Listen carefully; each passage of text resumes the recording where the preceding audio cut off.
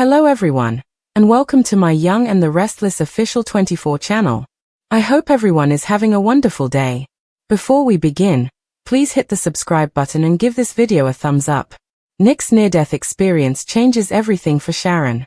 Is it possible that Nick has second thoughts about Sharon Newman after nearly dying in Nice, France? Chic fans are all in for a Nick and Sharon happy ending, but is it possible? Let's explore the situation. Fans of Chic are hopeful. Sharon has always had Nick's back. He stood by her during the drama about the murder of Heather Stevens and, more recently, after her hostage crisis. Chic is one of the most appealing couples on Daytime because they are co-parents. For them to spend quality time together and rekindle their connection, all we need is for the crises to end. Sharon will be by Nick's side after he stabs him, just like he was by his side when Martin Laurent kidnaps her. Can Chic ride once more? In case you missed it, Nick and Sharon were placed on house arrest at Kane Ashby's estate. He tried to escape, but a burly bodyguard stabbed him, resulting in major blood loss. Nick's survival is in question due to Kane's secrecy and game playing. They say that going through hell with someone bonds two people closer, and if that's true, Chic are superglued at this point. What happens next on the Genoa city-based soap? We predict that Nick will get through this latest life crisis, but will he be the same? It is a life-altering experience to face death. It could be that Nick examines his bucket list and realizes that something is missing Sharon. Fans of Y&R and their children would adore it if they got back together. Do you want these two lovers to find their happily ever after, Y&R fans? Or do you believe that their time has passed? Will Nick realize that Sharon is necessary? After Nick makes it out of France alive and is back in GC, Explosive the Young and the Restless spoilers suggest that he might re-evaluate the decisions he has made in his life. If you're a Y&R fan, what do you think of the Citizen Kane plot? Will it lead to a Chic reunion? The rain was relentless that night in Genoa City, pounding the rooftop of Memorial Hospital like 1,000 tiny hammers, echoing the panic in Sharon's heart. As Nick Newman, her ex-husband, best friend, and father of her children, lay unconscious following the accident, she had been pacing the sterile white hallway for hours while gripping the edges of her denim jacket. This was not how it was supposed to be. Nick had always been the more powerful person. Protective, obstinate, and ferocious, but unquestionably trustworthy. Sharon has held the belief that Nick is indestructible throughout all of their ups and downs, as well as their reunions and splits. However, that illusion had been shattered in a split second by one careless choice and one wrong turn. He'd been chasing down a lead about Carter, yes, that Carter, after rumors surfaced that the dangerous maniac hadn't died in the warehouse explosion like everyone thought. Nick, determined to keep his family safe and find closure, had gone alone. However, the trap had been set perfectly. When his car skidded off the icy bridge into the river below, Sharon's world went into free fall. Since the call, she hadn't stopped trembling. They say he might not wake up, Faith whispered earlier, her voice shaking as Sharon cradled her. They advise that we prepare for the worst. Prepare for the worst? How do you prepare for losing the one person who's always been there, even when he wasn't yours anymore? Finally, a nurse came out of the ICU. Sharon froze. The nurse said gently, "He is stable for the time being. But it's still touch and go. Now would be a good time to speak with him about anything." Sharon didn't hesitate. She slipped into the dimly lit room, the beeping of monitors louder than her heartbeat. With tubes coming out of his arms and a monitor recording each sluggish heartbeat, Nick appeared pale. It felt wrong to look at him in this way. Nick was not supposed to remain silent.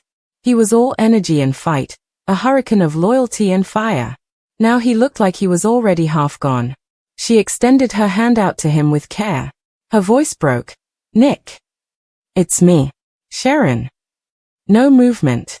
"We've been through a lot, I know. More than the average couple. We've hurt each other. Loved each other. We've taken turns walking away. However, I never lost interest. Never stopped needing you." Her tears dripped onto the sheet. "You have no right to leave me. Not in this way." Nick's fingers twitched suddenly. Sharon exhaled. Her heart raced. "Nick, can I hear you?" His eyelids wiggled. Then, painfully slowly, they opened. "Sharon." His voice was raspy, barely above a whisper. "I'm here," she said, gripping his hand tighter. He winced, Trying to move. What took place? You tried to save everyone again. You went after Carter alone. The vehicle swerved off the bridge. Nick coughed, showing the pain in his chest. Did we get him? No, she whispered. But that doesn't matter right now. You are well.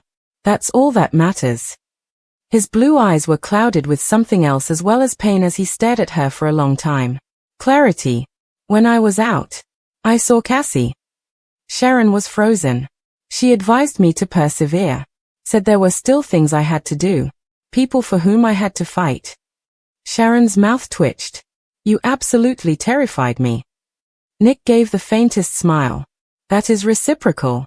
I thought I'd lost everything. But seeing you here, Sharon, you're still my everything. Tears streamed down her cheeks as she leaned in. I still love you, Nick, but I've been so afraid to admit it. I love you too, he whispered. As soon as that happened, everything changed. Sharon was not as amazed by Nick's strength as doctors were, but his recovery was nothing short of miraculous. Nick Newman had a will that was stronger than steel, she had always known. However, Sharon's change was what caught everyone in Genoa City off guard. The calm, careful woman who questioned every move is no more. Someone ferocious, certain, and unwilling to let life pass her by stood in her place. The blinders had been removed by Nick's near-death experience.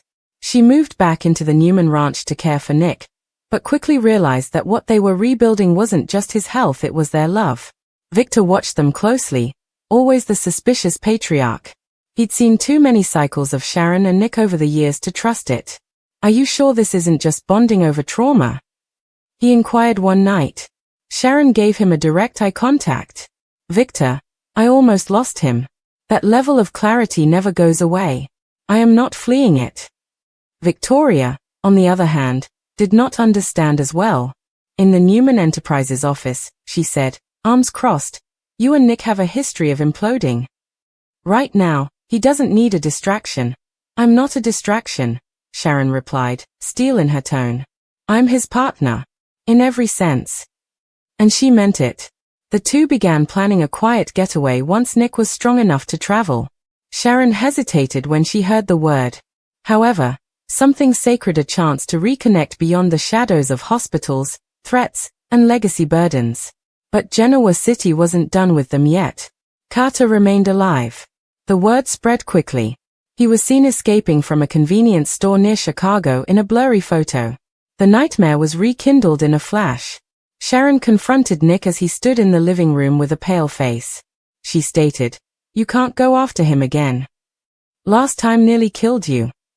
He looked torn, fists clenched. He's out there. And you are aware of his capabilities. So am I. And I'm telling you, we don't do this the old way. You're not alone. I'm not letting you throw yourself into danger again. For the first time, Nick listened. Together, they formed a plan not just to stop Carter, but to take back control of their lives. The final confrontation. It took place by the river where Nick's car had gone under, where everything began. Carter had returned to the scene, trying to retrieve something buried in the wreckage. Perhaps evidence. Maybe just ghosts. But this time, Nick wasn't alone. Sharon was there. So was Chance. And unexpectedly Kane Ashby, who had returned from exile with his own demons and guilt about the part he had once played in aiding Carter, even unintentionally. The standoff was brutal. Carter was irrational, desperate, and eye-blind. Do you think you are superior to me? He screamed. Nick, you've done worse. I've made mistakes, Nick said. However, I own them. Additionally, I do not flee the people I have hurt. A shot rang out. Sharon screamed. However, it wasn't Nick. Carter collapsed, hit by a single bullet, Chance's shot, clean and lawful. Nick dropped to his knees, overwhelmed by the closure. Sharon was by his side instantly, her arms wrapping around him, steadying him. It's over, she whispered. And it was.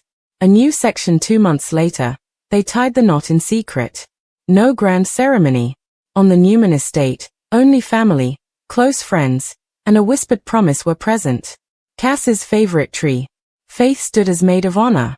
Noah returned from London. Mariah held baby Aria beside Tessa, their little family beaming with pride. Victor gave a touching and rare toast. Nicky wiped away tears. Even Adam showed his respect by nodding. As he pulled Nick aside, he said, "You came back from the edge. None of the people do that. Don't waste it." Nick never intended to. That night, as they danced alone on the balcony, Sharon rested her head on his shoulder. She added, "You know, if you hadn't nearly died, we might have missed this." Nick gave her a forehead kiss. "The worst thing that ever happened to me was almost dying. However, it provided me with the best second chance of my life." And beneath the stars, they swayed to the music only they could hear. No longer two people lost in old patterns, but one unstoppable force forged by love, pain, and the refusal to let fear win again. Nick and Sharon's comeback continues. Billy saves himself. The Young and the Restless spoilers document that Nick Newman was placed with Sharon Newman in her latest captivity story. This seems to be the end of a 3-year comeback arc, at least in theory. Ray Rosales was killed 3 years ago in the spring, dying in a car crash. That made Sharon a widow, with Nick the obvious choice as her next romance, if not her returned husband. Sharon has made it known in recent months that she is interested in exploring a reconciliation with Nick. He apparently rejected that effort when he said that he's hurt her too often. Yet, this latest storyline implies that Sharon's reunion instinct may still win out. Hostage triple play works if outcome pays off. In this segment of Sharon's hostage trilogy, she was a witness to Nick being gashed by Kane Ashby's enforcer. Case's character was facing a strange third period of captivity, which must have some logical endgame. Why would the writing staff purposefully put Sharon in 3 consecutive generally similar scenarios? Nick's appreciation for Sharon has increased exponentially through each event, with the current crisis seeing his life in grave danger. Sharon's finding of Billy Abbott in the maze also must have some intended outcome. Victor Newman won't forgive Billy Abbott. Sharon was shaken, but Billy calmed her down by taking charge of Nick's bleeding. He helped temporarily aid Nick's life during a self-appointed medical diagnosis and called for immediate help to be gained. Even though Thompson's character will play a crucial role in helping to save Nick's life, Victor Newman will not forget Billy Boy. But Kane might come to believe that he owes Billy something for preventing another tragedy at his estate during what has become a summer vacation disaster of epic proportions. It is believed that Sally Spectra provides needed medical assistance. Who would have thought that Hope's character would have those abilities and be able to perform them in a real emergency? She is, of course, Billy's most recent romantic target. In a very wild story that serves as Y&R's summer location story and takes place on a sound stage with Kane's property as the backdrop, this makes general soapy sense. Sharon Newman is open to a reunion. Sharon didn't have to go with Nick to France. But he did, which strengthens their ongoing bond. Kane, not Chance, would have invited him if Villasuso's character hadn't been tragically killed off. Sharon might have been Ray's companion in that scenario. But Sharon's single status and desire to try another reconciliation attempt fit what's still developing in France. Many storylines have converged in the Kane recast tale. One of them includes the legitimate hope that one of this show's greatest couples, Sharon and Nick, are being written back together. Broken trust, secret regrets, and unhealed wounds remained in every corner of Genoa City even after the storm had passed. Nick Newman and Sharon Rosales, two souls forever tethered by time, tragedy, and fleeting moments of peace, were finding their way back to each other, but something unexpected had begun to take root in the midst of all that chaos. Yes, slowly, awkwardly, often. This time, however, it felt different. No rebound at all. Not sentimental. Not shame.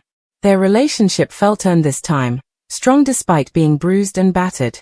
Sharon had stood by him in his darkest hour, when he was almost lost forever after a brutal encounter with Carter, whose sinister plan of vengeance had nearly destroyed the Newman family.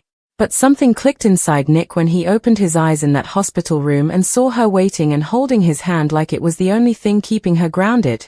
Not because he owed her.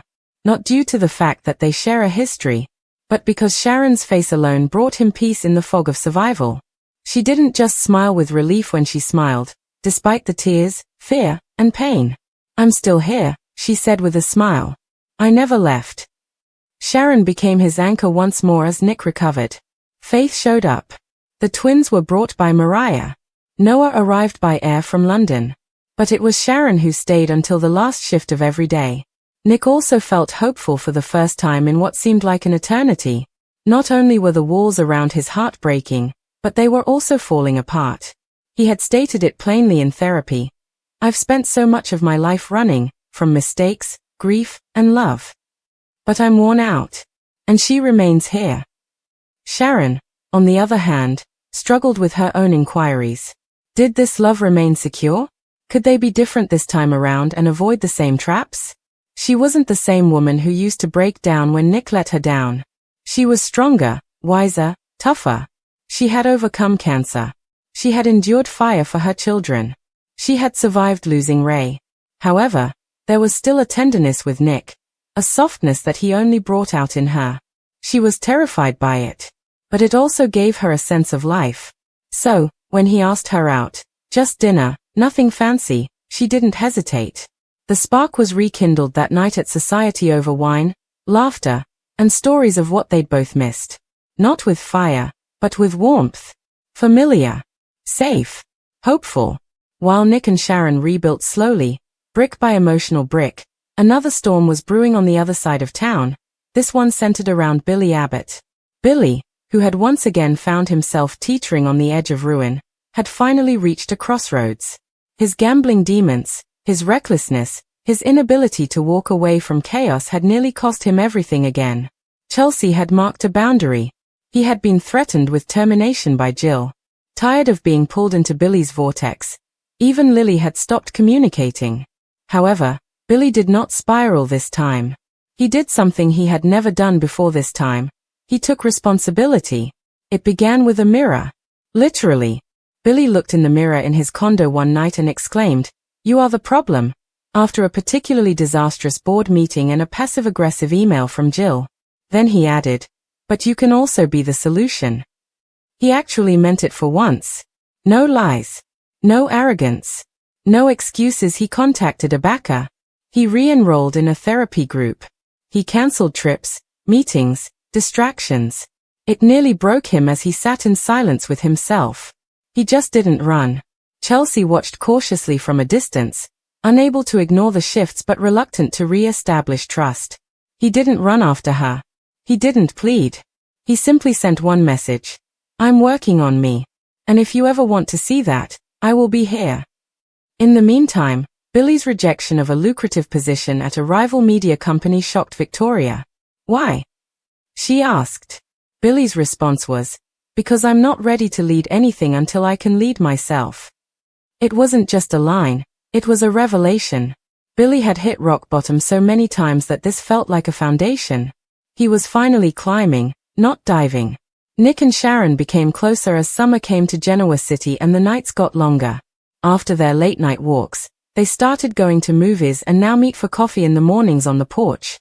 There were no grand declarations, merely fleeting, sacred moments that served as a reminder of why they had always returned. When Nick made a joke, Sharon's eyes lit up. Nick relaxed in her presence in a way he couldn't around anyone else. Even Victor noticed, pulling Nick aside after a Newman family brunch. "You're different," the patriarch said. "She brings out something better in you." Nick gave a nod. She has always had. However, just as things started to calm down, a new obstacle appeared that would put their fragile progress to the test. Sharon received a letter from Cameron's estate. A victims' compensation fund was being distributed, and Sharon was entitled to a substantial sum. It stirred memories she'd buried deep. The fear, the trauma, the pain Cameron had inflicted. Nick urged her to take the money and use it for good. He made the suggestion, maybe open a center for the survivors. Like you. Sharon was hesitant. "I don't want to be defined by him." Nick replied softly, "Then define what comes next." Sharon told Nick she wanted to build something that night as the stars shone above the Newman Ranch. Not just for victims, but for those starting over. "A healing place," she said. "A place where people can start again. Like we are." Billy, on his own healing path, heard about Sharon's idea through Mariah and offered to help. In terms of logistics, fundraising, and legal filings, not financially. Nick encouraged Sharon to work together, despite her initial reservations. Nick said, "He's doing better. Let's give him a shot." Nick, Sharon, and Billy worked on the project together over the following few weeks. And while there were occasional sparks, Billy being Billy, there was a growing respect. For the first time, Billy wasn't in it for the praise. He was truly trying to assist. And Nick, protective as ever, began to see that. Sharon admired the two men, each flawed, each trying. Additionally, their shared determination to improve gave her strength. As the Phoenix Center began to take shape, a beacon for those rising from their ashes, so did Sharon and Nick's relationship. They had a kiss. They fell asleep on each other's shoulders. They started saying we again. And one night, Nick turned to Sharon in her living room and said, "I don't want to lose you again," as thunder rumbled outside. She whispered, "Then let's stop fighting what's always been true." And just like that, it was real again. Without labels, no rings. But a bond forged in survival, rooted in something deeper than passion. It was home.